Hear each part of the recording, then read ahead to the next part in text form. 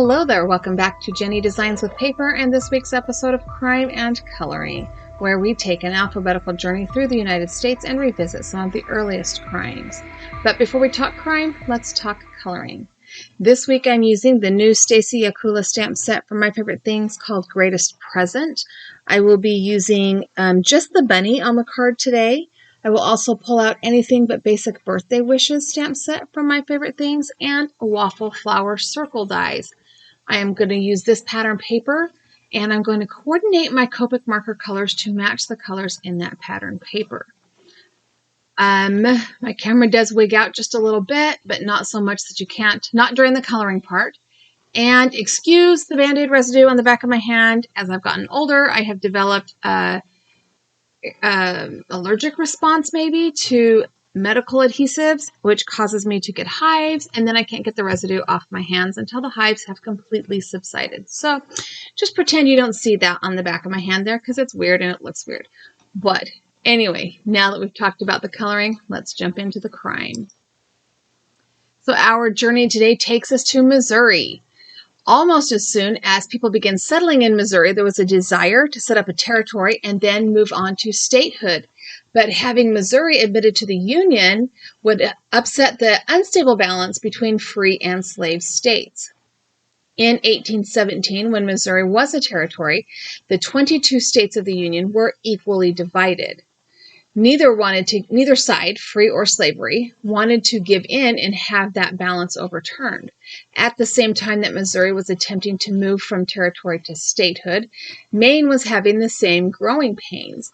Eventually, with the development of the Missouri Compromise, a literal line in the sand that dictated how far north slavery, or what point north slavery was illegal, Missouri was admitted to the Union. And that happened on August 10th, 1821.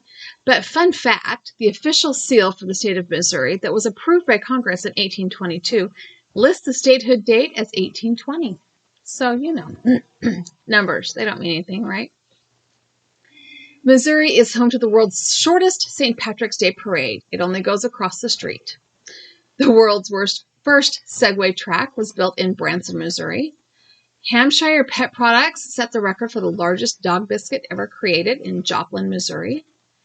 Kansas City miners technically aren't allowed to purchase cap pistols, but they can buy shotguns. I don't know. Next time you want to give a beer to an elephant, make sure you don't live in Natchez, Missouri, because it's illegal. Lake Ottawanna in Missouri holds a record for having the most people in a single body of water on pool noodles at one time. A total of 1,555 people. The first successful skydive from an airplane was completed in St. Louis by Captain Barry in 1912. In Mole, Missouri, frightening a baby is against the law. Missourian Susan Elizabeth Blow started America's first kindergarten. Branson, Missouri is home to the world's largest rooster that is 43 feet high outside the Great America Steak and Chicken House. That seems like an appropriate place to have a fake chicken. The GDP of Missouri is roughly the same as the GDP of the Czech Republic. Interesting fun fact. Kidnapping a white squirrel from Marionville, Missouri will land you a $500 fine. And Missouri is where it takes a hanging and a shooting to kill one man. Matthew Harrison Marsden, Marsden, was born about 1849 to Samuel and Mary Marsden. He was third of their 9 children. They have 4 boys and 5 girls. And the Marsden family lived in a log house that had been built by Samuel, where the Sandy Creek is joined by the Metz Branch in Jefferson County, Missouri, south of St. Louis. Mary had a habit of giving all 9 of her children nicknames, and Matthew became known as Mac. Samuel eventually built a second, larger home about a mile north at the head of the Metz branch. And the family moved there. During that time, Samuel earned recognition for surveying and graveling the main route to St. Louis. He was also the commissioner of the long, red, barn-like covered bridge spanning Sandy Creek, which today is the centerpiece of a state historic park. By all accounts, Mack and his family had a good, successful life and were upstanding members of Jefferson County society. When Mack was 17 years old, his mother passed away. And after her death, there is little known of his life throughout his 20s until about 1878, when he joined a group of young men who set out for the Black Hills of the Dakotas in search of gold, and he was somewhat successful. But there arose a dispute, as there usually is when we're talking about money and wealth, over the claim that he shared with the other men. The dispute resulted in one of them being shot dead. And the Mack, known as a peacekeeper, he was not known as a violent man, returned to Missouri. That was more than he was willing to take, and he just went back home. About a year after he returned to Jefferson County, Mack married his childhood sweetheart, Emma Jean Hensley. And she was the daughter of Leander and Cynthia Ann Hensley. And Emma's family were known for its evangelists and preachers, and they actually had founded the Sandy Baptist Church, which was in existence well into the 21st century. Mack and Emma only had one child, and his name was Samuel Matthew Marsden, and he was born in 1879. Now, Mack's ancestry was from England, and they were a family of lead and tin miners in England. His grandparents actually came to Missouri in about 1840 after the discovery of lead deposits there. Mack's father Samuel devoted himself to mining and engineering. But Mack decided to go even a step farther away from his family tradition and became a livestock trader, dealing in hogs, cattle, and horses. He would buy them from local farmers in the county and then drive them to the markets along the Mississippi River on the outskirts of St. Louis. And Mack seemed like he was a good businessman. He was trusted. He was well liked. And it seemed like he was the last person you would expect to be involved in all of the ruckus that came up later. He became the unsuspecting victim. I don't know if victim is the right word. There was a string of crimes that began popping up in the Jefferson County area, and he became the person. He was the one who a group of people thought was doing it. But it kind of was contradictory to his other reputations. In 1891, the beginning of the year, Jefferson County farmers started having repeated theft of livestock, particularly hogs. And Mack was first accused of livestock theft that fall in 1881. There was a reclusive farmer, a man named Anson Vale, who was found dead in his cabin after it was destroyed by fire. And even though there was no evidence of foul play, the sheriff was certain that Anson had been murdered. And Mack admitted to having visited him on business the day of his death. And because he admitted to having seen the Anson, the sheriff arrested him. Sometime in 1882, Mack was arrested for the murder of Anson, even though there was no proof that the fire had been criminally set or that Anson had died in anything except a house fire. So Mack stood trial. He was acquitted because there was no evidence. There was literally no evidence except that he said, yeah, I saw him that day. Okay. And here's the funnier thing. He walked to Anson's house and back home in broad daylight and visited with neighbors along the way. I feel like if you're going to go kill a man and burn his house down, you're not going to want to be noticed in the area. Just saying. So some 6 months later, give or take, in the middle of the night, somebody set a store owner's home in Anatonia ablaze. And as the merchant, a man named Joseph Yeager and his family and other occupants escaped the house fire into the street, a hidden assailant shot and killed Joseph. The sheriff questioned Mack about this murder as well, And his theory was that the store owner had evidence that Mac had been the one to kill Anson, which makes no sense because he had already been acquitted of the crime. He could not have been retried for it. It's not like they hadn't ever gone to trial for lack of evidence. He was acquitted due to lack of evidence. So what is going on here? Over the next year, the newspaper accounts in the area, or the newspaper in the area, published accounts of more arsons and more stolen livestock. And Mac's name always was printed, especially in the Jefferson Democrat. And that was the local paper. So anytime the local paper ran the stories about these arsons and livestock thefts, yes, Mac's name was mentioned. And even though Mac was arrested by the sheriff many times, he was never convicted. Now, perhaps Mac should have been more concerned about the picture the press was painting of him and where it might lead, but he was sure he was innocent. And rather than worrying about whether the newsman had botched the facts, Mac just was happy to be home with his wife and his young son. He was happy to be tending to his livestock and his business. And he was also looking forward to playing baseball with his brother and his friends as Mac pitched for the Sandy Valley team, and they had games regularly on the weekends. Now, his father Samuel was not as content to let it go.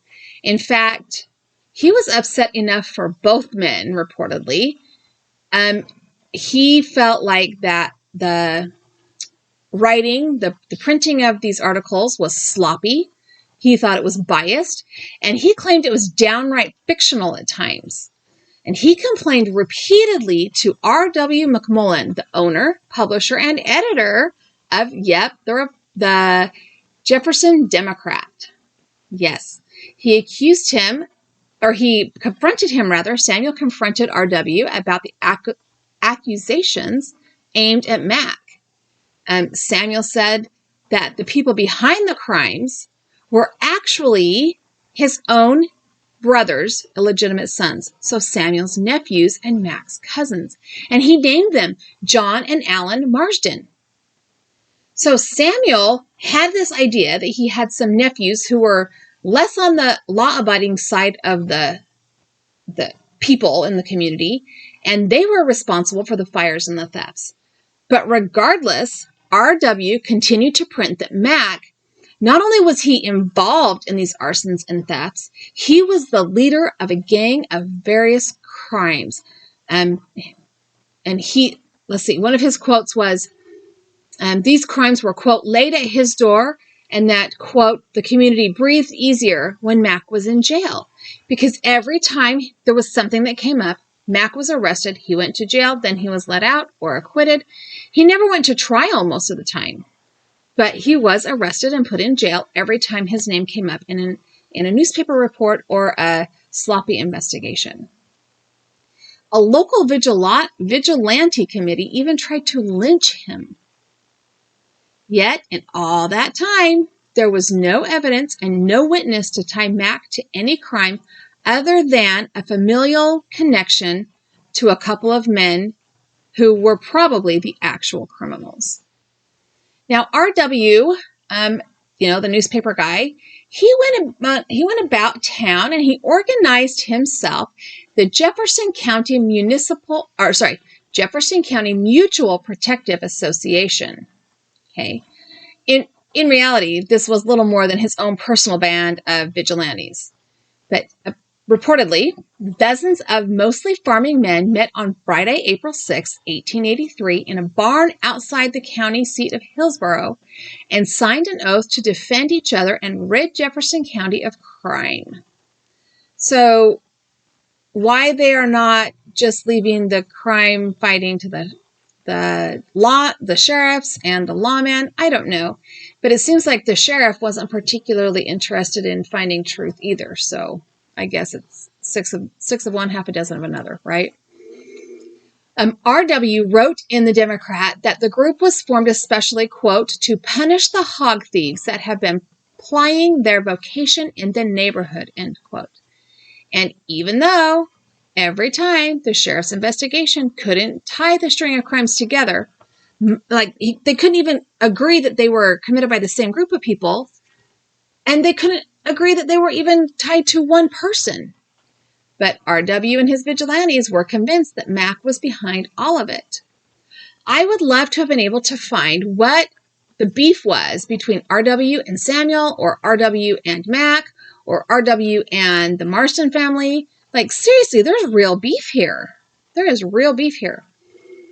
In the spring of 1883, Mac was arrested after selling some stolen hogs to a butcher. But here's the thing. He had a bill of sale to prove he'd bought the hogs. Now, apparently, these hogs were super identifiable. They were a white-skinned hog that was bred by a specific farmer. But he had a bill of sale.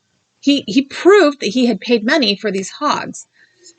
But no matter, he and several other men, including his cousins, John and Alan, were indicted for livestock theft. And with their trial approaching, all of the men were out of jail on bond. One of the men claimed to be turning state's evidence, intending to name Mac as the leader of the gang of thieves.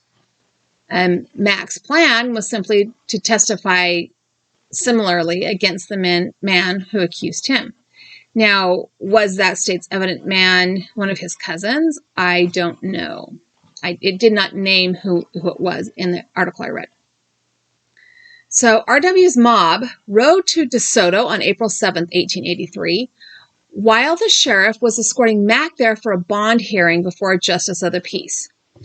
Now, here's the thing that's weird, and this is why I think the sheriff is hinky too, because they rode to a whole different town, but there were several justices of the peace within blocks of the Hillsborough jail where Mac was being held, but yet they had to go to a whole other town, DeSoto, like 8 miles away, and like more than 12 miles away from Mac's home to have a bond hearing. That's suspicious, you guys. I find that hinky. Mac would clearly be vulnerable during the entire ride there, even though he had a sheriff's escort, and a ride home after his bond hearing. So because of his father's suspicion of what was going on around him, his father and an uncle and one brother rode along with the sheriff to protect Mac. Now, people lined the streets of DeSoto to catch a glimpse of this notorious Mac Marsden, and among the onlookers were 50 men with concealed weapons. Yeah, think about that for a minute. That's just. I'm so. Okay, we'll go back to the story.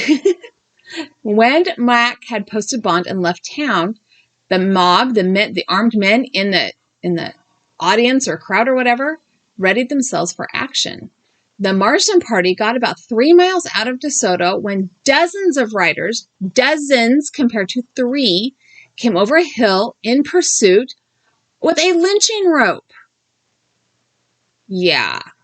Both groups took off running as fast as they could. A chase ensued. Through the fields, the creeks, the woods, they went past Victoria and past Hillsborough all the way to that covered bridge that Samuel helped engineer that spanned Sandy Creek. Now, Mac knew that his pursuers would have to slow down and funnel to get across the bridge. So as soon as he and his father and his family had parted and crossed the creek, he cried out to his family, and they whirled around and faced the vigilante riders head on. So they stopped running and turned around and faced them. Now, the vigilante riders had stopped dead in their tracks, right? And they looked through the bridge, and what they saw was that they were looking down the barrel of guns. Mac never left his home without his engraved, nickel-plated .32 caliber Smith & Wesson. And sure enough, he fired 2 shots over the heads of the mob leaders. So even now, when he's being pursued by people who want to kill him, he's not even being violent then. Those are clearly warning shots. Okay? Clearly warning shots. Now, reportedly, Mac hollered through the bridge saying, quote, "You've been mighty brave so far. Whoever's the bravest, come on across," end quote. Surprisingly, nobody had the guts enough, or was foolish enough, I suppose, to take him up on that offer, and the chase ended in a standoff, and the mob turned around and went back the other way, and Mac and his family headed home. Now, there were dozens of newspaper reports about these strings of arson and theft printed through national papers across the area. And when Mac appeared for his bond hearing, there were reporters there as well. And as Mac and his family left town, most of the reporters followed the vigilante group out as well. However, there was one reporter that had gone to DeSoto to cover the bond hearing, but he did not bother to join the lynch mob. He had already gotten wind of that famous Protective Association's plan to lynch Mac, and when the mob rode out after Mac, he remained in town. And I'm sure that he was sitting in the bar having a beer or two or three, and his imagination ran wild with details of how these vigilantes would subdue Mac Marsden, and how the long ropes of justice would finally win as they hung Mac near Victoria. Right? He had this story so made up in his mind that he wrote it up exactly as he thought it was going to go down, and he sent it out by telegraph. And within hours, newspapers nationwide had adapted and embellished his fictional drama from the hills of Missouri. R.W., of course, knew the mob had retreated in the face of Mac's revolver, but having organized a protective association specifically to get Mac, the editor couldn't bear the idea of reporting a failed hanging in the Jefferson Democrat, so he simply ignored the entire story. So just a quick side note here. In the 1880s, freelance reporters like the one who wrote up the story of Mac's lynching were very common. They would report on things that they saw and sell them to telegraph companies, which sold them to newspapers nationwide. And the more stories and the more excitement they generated, the better the sales to the newspapers were, because people like the tea, right? We like the details, we like the tea. Often stories went to the highest bidder, and this went on, and the reporters would report stories without talking to other witnesses, without fact-checking, and this went on until the Associated Press kind of took over that process of disseminating information. Okay, so back to Mac's story. On August 9th, 1883, Mac was returning from a trip selling livestock in St. Louis with his brother-in-law and constant companion at this point. His name was also Alan, but his name was Alan Hensley, his wife's brother. And they were riding along the LeMay Ferry in Mac's wagon. Now, this was kind of a remote location and on the route. It wasn't a very popular part of the trail here. And a group of men stepped into the road, and one of them fired a gunshot, killing Mac with a blast to the head and the torso. Alan, the good Alan, was hit with the second blast, but the horse ran away with the wagon, carrying him all the way to the next town. Alan survived for 2 days before he passed away, and in those 2 days, he told the story of how they were ambushed, and he named the men who killed Mac. Mac's family claimed that the murderers, and true hog thieves and arsonists, were John and Alan Marsden, the bad Alan. Okay? And they were determined to keep Mac from testifying against them. So, Samuel was right. His nephews were the thieves and the arsonists, and they were set on pinning their crimes on Mac. County officials arrested John and Alan and 2 other people on murder charges, but the men all conveniently had alibis, and they were either released or acquitted at trial. And that was the end of the matter as far as anyone was concerned. The biggest question of all, though, whether Mac Marsden was truly the mastermind behind the Jefferson County crime spree or an innocent businessman framed by criminal relatives, was never answered. None of the papers that ran the story of Mac's hanging seemed to care who was behind the thefts and murders. The St. Louis Dispatch reported, quote, a feeling of thankfulness, end quote, at Mac's death.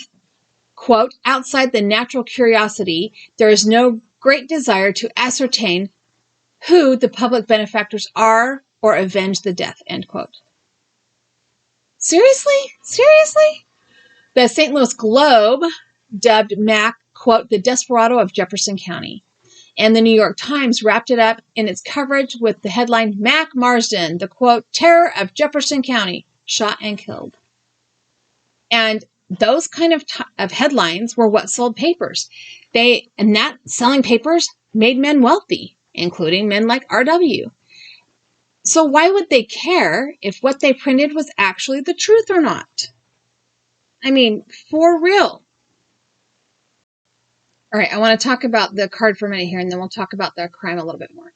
So I cut a circle of vellum out to kind of blur out that background pattern paper, and I'm putting a tiny bit of glue on the fussy cut images. I intended to cut them out with my Scan and Cut, but it just would not. I can't lift things, and it was too heavy to lift. It was not going to happen today. So I put a little bit of glue on the back of the bunny, and then a little bit of glue in the middle of the packages around him until I had everything in place, and then I went through and added more glue behind it. But the idea behind that vellum was just to kind of blur out the background paper so that it was still a part of the card, but it did not overwhelm the focal point or the focal image of the card. So, all right, let's go back to talking about Mack. Clearly, there was some beef between him and his cousins. And given that his father named them illegitimate nephews, it probably had something to do with the fact that they were considered less than in society because their mother and father were not married. Okay, that whether that was the entirety of the beef or just a little bit of the beef, there was clearly some beef between John and Alan Marsden and Mack. And there was clearly beef between R.W. McMullen and the Marsden family. What that beef was, I have no idea. I could not find any research or any. In fact, finding information on this story was actually a little bit difficult because it's an interesting story, but there's not a lot written about it, which is fascinating given that he was a rather upstanding member of the community. He was a successful businessman. He came from a somewhat prominent family, miners, engineers, yeah. And yet his story is limited resources available on the internet, like Wikipedia and one other article, limited stories. So kind of weird. What was the other thing I was thinking? Oh, there was clearly some beef between the Marsdens and R.W., the newspaper guy. And obviously, the sheriff was one of R.W.'s cronies. So did he have beef with the Marsdens, or was he just a friend of the newspaper guy?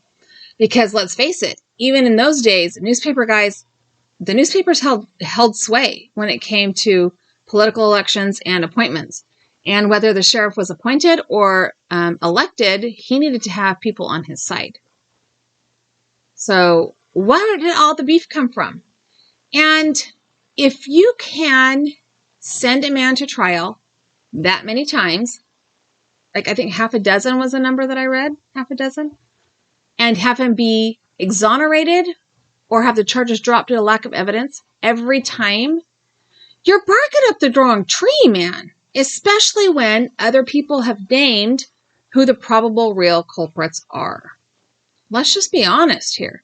It's a little bit on the weird side. I would love to have been able to find more information on the history of the county. And probably that's someplace I should have looked, was like actually into Jefferson County history.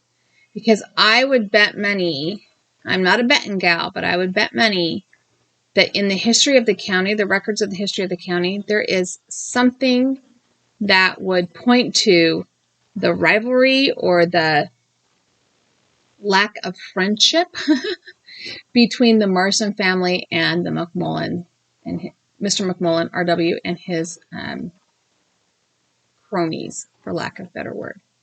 And here's another thing I find interesting, that both Samuel and Mac were able to name who they believed was the actual perpetrator. And no outside law enforcement looked into that either. He was taken 12 miles, which in today, 12 miles is, 15, 20 minutes, depending on traffic, right? 12 miles was a day's ride. Okay, he was taken a day's ride from his home to a bond hearing that could have been held 3 other closer places at least. Right? So clearly there is some political scheming, or I don't know. I don't know. I feel like we know who killed Mac based on his brother-in-law's eyewitness testimony and deathbed, confession or repetition of facts. And I feel like we know why, but there's still so many other things involved in this, so many other unanswered questions involved in this story. Like, what was the motivation behind all of this nonsense and shenanigans? And also, it's the mid-1800s. I don't even have a sketch, not even a sketch of the men involved. Not of Marston, or Mac, not of his father, not of anybody. Crazy, weird story. Thanks for hanging out with me today. I hope you enjoyed it. I have a couple of other videos here I think you would appreciate. I've also added that subscribe button. If you haven't subscribed, please do so. I would love it if you did. Leave me a comment down below and tell me what your thought process is here. Give me a thumbs up and have a great day.